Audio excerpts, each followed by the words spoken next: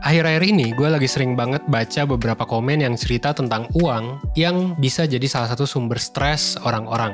Ya bisa lo lihat lah ya di komen-komen yang udah lo baca. Dan sebenarnya wajar sih kalau uang bisa jadi sumber stres. Mengingat banyak banget aspek kehidupan kita yang berhubungan sama uang. Bahkan beberapa hal yang bikin kita bahagia dan bikin kita sehat mental juga adalah uang sih. Tapi kok bisa sih sampai ngerasa stresnya kebangetan gitu? Dan kayak sampai ada orang yang mungkin rela ngejar uang sampai mereka ngorbanin banyak aspek hidup lainnya. Nah, makanya di video kali ini gue bakal ngejelasin tentang sebenarnya gimana sih uang tuh bisa bikin kita stres dan gimana sih cara mengatasinya. Nah, biar lo dapet insight lengkap, lo stay tune di video kali ini sampai habis, oke?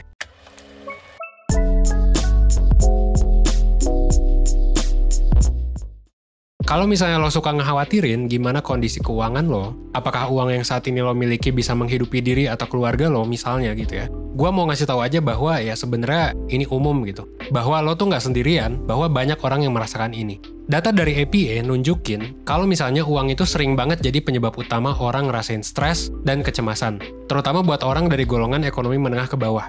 Gak jarang, stres atau sumber kecemasan ini bisa banget buat berkembang jadi gangguan kesehatan mental yang lebih serius, bahkan sangat serius, seperti misalnya depresi atau gangguan kecemasan. Nah, yang jadi masalah adalah ini juga diperparah sejak pandemi, di mana stres finansial jadi masalah yang dihadapi oleh banyak banget orang di dunia ini. Kalau misalnya kita lihat pakai data dari Amerika Serikat tahun 2020, selama pandemi, kemungkinan orang buat mengalami gangguan depresi itu meningkat sampai 3 kali lipat dibandingkan tahun sebelumnya. Alasannya banyak. Kenapa? Mulai dari pertama pendapatan gak stabil dan memang gak cukup, yang kedua tabungan kita terbatas, sampai ke mungkin kita kena PHK. Udah kayak gitu, udah lo di PHK, udah gak cukup, nyari kerjaan juga salah satu hal yang susah banget dilakuin selama pandemi. Permintaan buat pekerjaan atau demand itu melonjak, sementara ketersediaan pekerjaannya sedikit, gitu. Supply-nya tuh dikit, karena banyak perusahaan yang milih buat menghemat dana. Ternyata masalah keuangan itu nggak berhenti sampai situ aja. Kalau kita lihat data dari terapis Amerika Serikat, orang itu yang sering ngalamin kondisi finansial yang nggak stabil, ini mungkin banget berkembang jadi yang namanya trauma finansial. Trauma finansial itu adalah kumpulan pengalaman yang berhubungan dengan uang atau kekurangan uang yang sebenarnya bisa ngebahayain diri kita. Pastinya ini bisa jadi masalah dong, karena ya sebagai manusia kita adalah salah satu makhluk yang dipengaruhi sama pengalaman masa lalu. Kalau misalnya pengalaman kita sama uang itu seringkali negatif, kemungkinan besar hubungan kita sama uang juga bakal rentan banget jadi sumber stres dan kecemasan.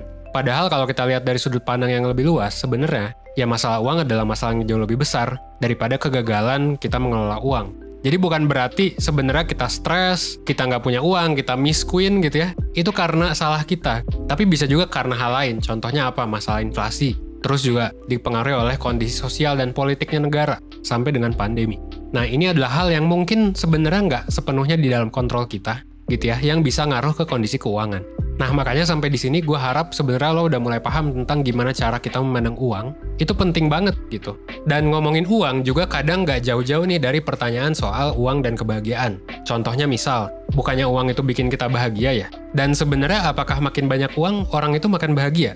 Well, karena topik ini rentan banget diperdebatkan, gue bakal coba buat jelasin pakai 2 buah riset yang meneliti soal hal ini. Pertama adalah riset dari Daniel Kahneman dan juga rekannya. Mungkin lo pernah dengar soal riset ini, yang bilang bahwa kalau orang yang uangnya banyak, ya belum tentu mereka bahagia. Dan bahagia ini ditentukan oleh 2 hal. Pertama, kepuasan hidup, secara menyeluruh overall hidup kita gitu. Dan kedua adalah kepuasan sehari-hari. Nah, di risetnya Kahneman sebenarnya ditemuin kalau misalnya, dia tuh bilang kalau pemasukan yang tinggi itu bisa ngebuat orang ngerasa puas sama hidupnya overall. Tapi buat kepuasan sehari-hari justru nggak terlalu. Terutama kalau pemasukannya makin tinggi, makin tinggi, makin tinggi.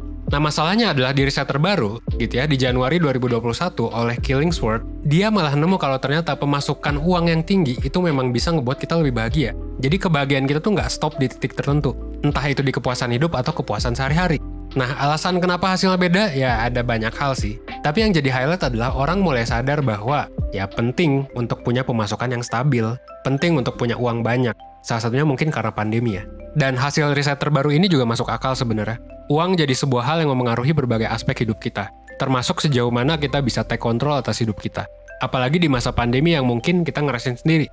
Kita mungkin mengambil pekerjaan yang kita nggak suka biar tetap ada pemasukan, atau mungkin nahan-nahan buat resign meskipun ya kita ngerasa udah nggak cocok.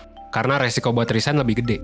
Nah, sebelum lo mikir kalau misalnya uang itu adalah pangkal kebahagiaan, sebenarnya riset dari Killingsworth juga bilang juga sih, meskipun dia bilang orang yang pemasukannya banyak bakal lebih bahagia, tapi dia juga bilang kalau orang yang mempersepsikan uang sebagai kesuksesan, itu biasanya cenderung kurang bahagia sih, dibandingkan orang yang nggak peduli-peduli banget sama uang.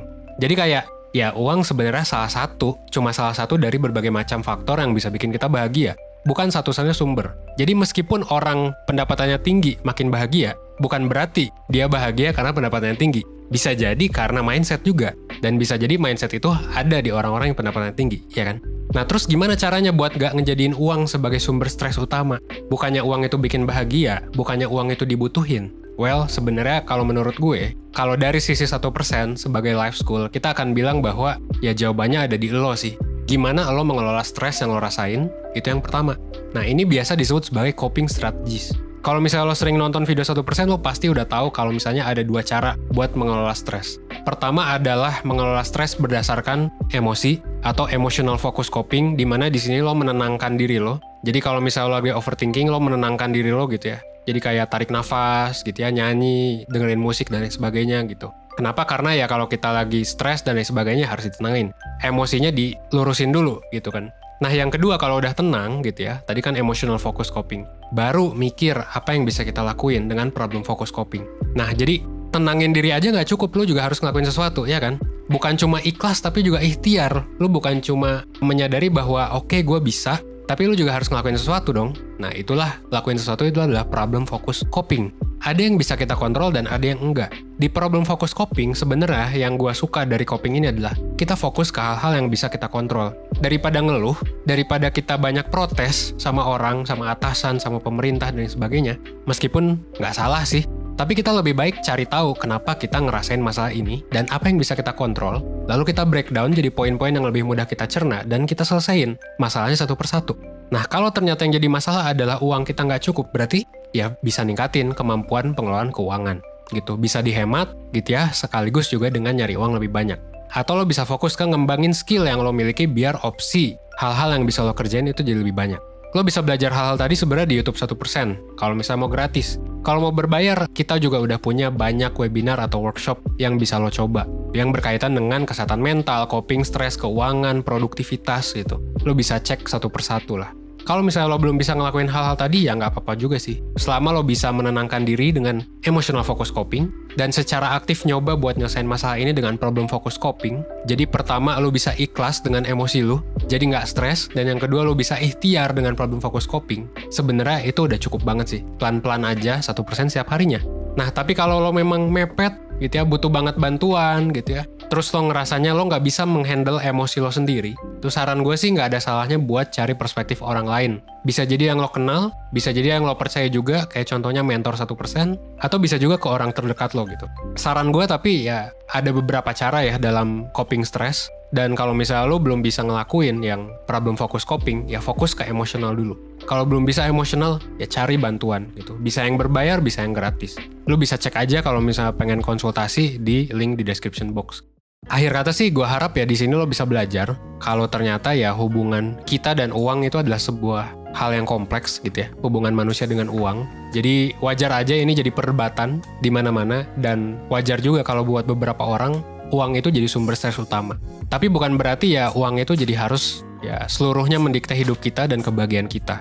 Ingat aja bahwa hidup dan kebahagiaan kita itu lebih dari sekedar jumlah saldo yang ada di rekening kita. Dan uang meskipun adalah salah satu prediktor yang cukup besar, bukan hanya satu-satunya prediktor dari kebahagiaan. Dan gue harap kalau misalnya lo ngerasa lo ada masalah dengan uang atau dengan stres dalam kehidupan sehari-hari lo, ya gue harap lo bisa nyari bantuan sih. Either itu ke orang terdekat atau mungkin ke ya layanan konsultasi sama mentor 1%.